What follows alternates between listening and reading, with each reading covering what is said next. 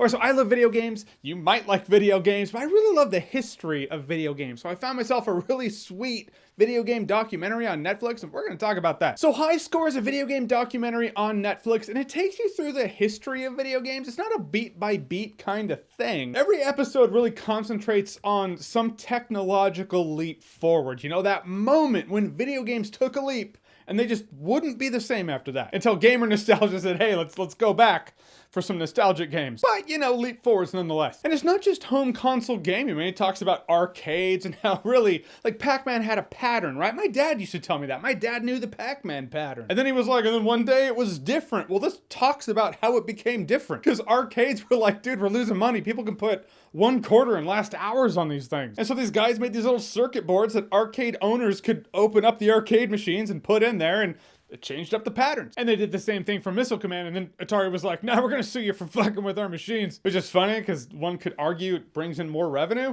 But then if I'm jumping around, you fast forward a couple episodes later, and there's this guy who wants to see if he can make 3D graphics on the Game Boy. Nintendo was like, that's impossible. So they fly him and his friend to Japan, and Miyamoto's like, we want to do graphics like that on the Super Nintendo. Here's a contract, want to work for us? And I love that, such an amazing thing. It also shows the difference in perspective of business, where it's like, all right, sue these guys for doing something, hire these guys for doing something. Different companies just see it differently. But because Nintendo hired these guys, they made the FX chip, which gave us Star Fox, and there you go. And that's the thing I love about this miniseries documentary. It really did celebrate the creative spirit, how it's not just, these aren't isolated incidents. The entire history of video games it's one story with a lot of players all feeding off of each other, getting to the next stage, the next level. Those are puns, whatever. Of video game production and programming. I love that about this. It's not so much, okay, well, we have this technology to work with now, so now we can do the next thing. It's the creative spirit of these people who wanted to break the boundaries of the technology of the time. When imagination would just push video games to its limits, you know, you had Space Invaders, and essentially for a while, video games were just things from space that were falling from space, and you shot them. Until someone was like, I really like those text-based games, and then her husband was like, let's put graphics to it. And there you are, now you're role-playing. You're playing Dungeons and Dragons, essentially, but in a video game. You're no longer just shooting things from space. You're playing a story. And yes, it talks about the video game crash of Atari, you know? People were like, we're not interested anymore. It does make a strong argument that maybe that E.T. game was a part of it. But you see the developer's side of, he was like, yeah, I made this E.T. game. Here's how it went down. From my perspective, for every hated game, there's someone who just wanted to do right by the world, or at the very least bit off a bit more than they could chew. My favorite thing was when I got to the point where I was like, oh, I remember this. Like, I remember the great console war, Super Nintendo, Sega Genesis, and I had heard a lot of the story before, but one of the funniest things was this guy was like, oh yeah, we basically had a Sega plant in every college campus in America. And we just gave that kid free Sega shit. Dude, I mean, this is pretty brilliant. I mean, all's fair in love and war, and Super Nintendo versus Sega Genesis, that was a war, my friends. What makes it so fundamentally different from today's wars? Well, you could still be friends with people on the other side, I guess. We had a different mindset back then. You see interviews from former game counselors, that was just the job that I wanted. That's what I wanted to do. I mean, I've done well for myself in the world, so I have no complaints at all, and I count myself among the blessed. But man, elementary school to high school, I was like, I just want to be a game counselor. I just want to be a game tester. I just want to play video games for a living. My mom was always very encouraging to me, and like anything I wanted to do, she was one of those encouraging moms. I was like, oh, you want to do that thing? You should do that thing. She told me, like, you should take an ad out in the paper and be like, hey, call this number and I'll tell you how to get past levels in video games. I just remember being like, that just sounds daunting, and if I can't answer a question, it's gonna be so embarrassing. So I didn't do it, but she gave me that shot. Thanks, Mom. I remember that. But in the Sega Genesis Super Nintendo story, High Score concentrates more on the Genesis side of things, because we love the underdog, and Genesis was that. I just like seeing that side of it. And funny thing, Madden football was a big thing for Genesis. They were like, we really want to bring sports into it, and EA, Electronic Arts, was like, we want to make a Madden football game, so they worked together and they made that.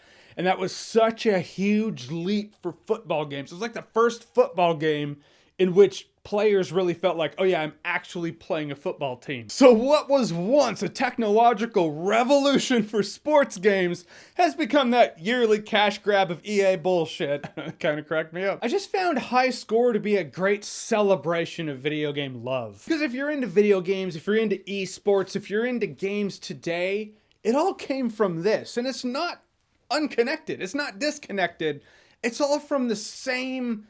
It's all part of the same symphony is what I'm trying to say. And that's the point that this documentary High Score drives home. These game developers may be separated by years, they may be separated by decades, but it's the love, passion, and imagination of these game developers who are just pushing the technology, breaking bounds, and they're all creating the same symphony together. They don't have to know each other. They don't have to have met each other. They don't even have to know that each other exists. There are a lot of unsung heroes in the world of video games. This not only shows how it got there, it shows that it was just passion from people before it was even... I mean, video games were a joke for a while. Yeah, Marvel, DC, comic books, video games. This was all stuff when I was in junior high. You get your ass kicked talking about that stuff. I got into some arguments with some people about how video game music is art. And just, don't worry, no friends of mine.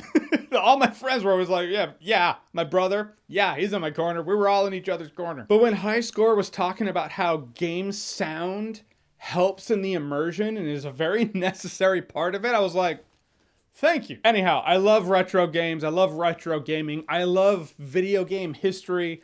And I really love this documentary, High Score. It's on Netflix. Check it out. Also, side note and kind of shout out, YouTube channel, Gaming Historian. If you like video game history, check out that channel. I love that dude's channel too. His video on the history of Super Mario Bros. 3. Check it out. However, we get to the sponsorship segment of this video. This video is sponsored by Postmates, and in the course of filming this video, yes, the doorbell did ring, and the food did come. And there it is. The sound of dogs going bananas. The sounds of Gypsy in danger. They're the best alarms ever. The food's here. It actually came earlier than I thought. I'm gonna put this a little later in the video. Magic! The magic of editing. Postmates is a food delivery app. Tons of local restaurants around you use Postmates to deliver food right to your home. You can do no contact delivery like I just did, so no problem there. On the Postmates app, you can watch the process of delivery from pickup to delivery, all in real time. There's a local family-owned Indian restaurant near me that I love, so yeah, chicken korma, baby. Which is funny. I tried to get these close-up beauty shots of the food. I've never seen a food be so delicious and so not camera friendly as chicken korma. It really is delicious. And if you enter the promo code you see right here on screen, 5 off Johns, you get yourself $5 off your first 2 delivery orders of $15 or more. Side note, 5 off Johns, my nickname in high school. Not true, but it is the promo code. Also, the offer expires 10 days after your first promo code redemption, so please keep that in mind. So click the link below, get yourself Postmates, save yourself some money with that promo code, and support your community, support your local family-owned restaurants in these tough times. And thank you once again to Postmates for sponsoring this video.